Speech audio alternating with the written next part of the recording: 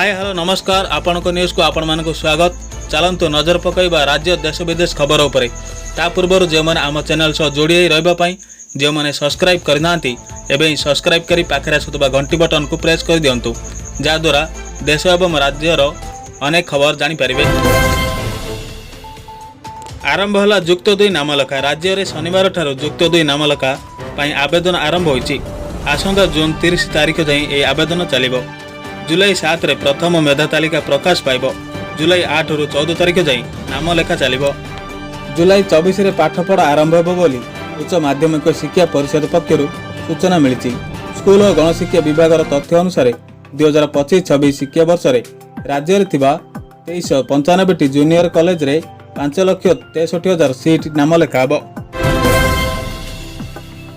श्रीमंदिर सुरक्षा लगी लागिबो anti drone technology. एने पुलिस विभाग सह आलोचना करिछि आईन विभाग। एंटी ड्रोन टेक्नोलोजी लागिले ड्रोन उड़िबा परे याकु खसाई दिया जाई परिबो। एथिलागि आवश्यक पड़िले श्रीमंदिर प्रशासन अर्थ देबो। एने विचार चलिछि बोली कहिसंती आईन मंत्री पृथ्वीराज हरिचंदन। पंचायत उपनिर्वाचन स्थगित रखिले राज्य निर्वाचन कमिशन। शीघ्र मौसुमी आसुथिबारु पंचायत उपनिर्वाचन स्थगित घोषणा करा जायतिबा सूचना मिली। जून 23 उपनिर्वाचन नहीं घोषणा होता। 1131 पद खाली होता उपनिर्वाचन। तेबे मौसुमी शेष हेले एवं उपनिर्वाचन 83 सरपंच और 272 वार्ड सभ्य एबार थिला उपनिर्वाचन। 27 जाए गुंचिला स्पेशल ओटीटी आवेदन फॉर्म पूरण आवेदन को बढ़ाइला बोर्ड।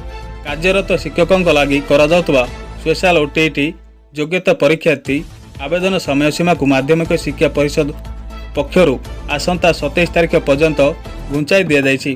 एही परीक्षा देबा लगी गुरुवार आवेदनर शेष दिन थिला। मात्र इच्छुक शिक्षक शिक्षार्थी माने विभिन्न समस्यार धार्य समय सीमा मध्य आवेदन करि पारि नथिबारु बोर्ड पक्षरु फॉर्म पूरण अवधि को वृद्धि करा जाइछि।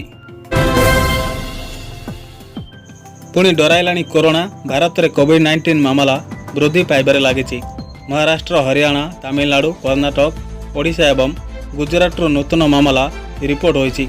महाराष्ट्र में प्राय 100टी मामला रिपोर्ट होइतिबा बेले गुजरात में 15टी नूतन मामला देखा देइछि।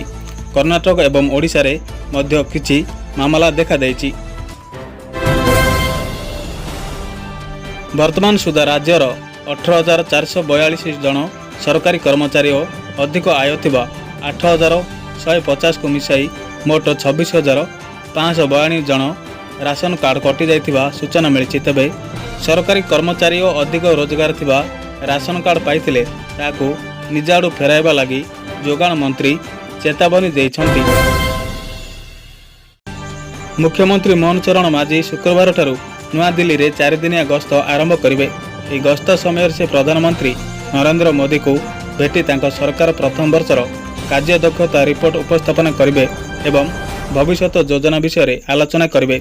ए गस्तर मुख्य आकर्षण होछि मुख्यमंत्री मोहन माझींकर प्रधानमंत्री सह एकांत बैठक, जोंठारे से जून 12 तारिख में ओडिशा सरकार प्रथम वार्षिकी उत्सव में योगदान पाई मोदी को औपचारिक भाव निमंत्रण करिवे। पुणी भिजिबो ओडिशा। 27 आसुची लघुचाप। 27-28 तारिख में प्रबल वर्षा संभावना रही। आगामी 7 दिन राज्य में जारी रहिबो वर्षा। शीघ्र मौसुमी आसवाक अनुकूल हेबो लघुचाप। पश्चिम केन्द्रीय बंगोपसागर में यह लघुचाप हेबो बोली भुवनेश्वर आंचलिक पाणीपाग विज्ञान केन्द्र पक्षरु कुहाଯାଇଛି। लघुचाप सृष्टि हेबा परे 2 दिन भितर यह अधिक घनीभूत होई सदृश लघुचाप क्षेत्र में परिणत हेबो। आज बसिबो नीति आयोगर गुरुत्वपूर्ण बैठक। प्रधानमंत्री नरेंद्र मोदी अध्यक्षतार नीति आयोगर 10म गर्भिंग काउंसिलिंग बैठक बसिबो। दिल्ली प्रगति मैदान को भारत मंडपम बैठक बसिबो। यह बैठक सब राज्यर मुख्यमंत्री और केन्द्र शासित अंचलर उपराज्यपाल जोगदेबे। तेबे एमिति नुआ नुआ देश विदेश एवं राज्यर टॉप न्यूज विषय जानिया पई जो माने आम चैनल को नुआ आसिचंती लाइक शेयर एवं सब्सक्राइब करने को भूलिबे नहीं।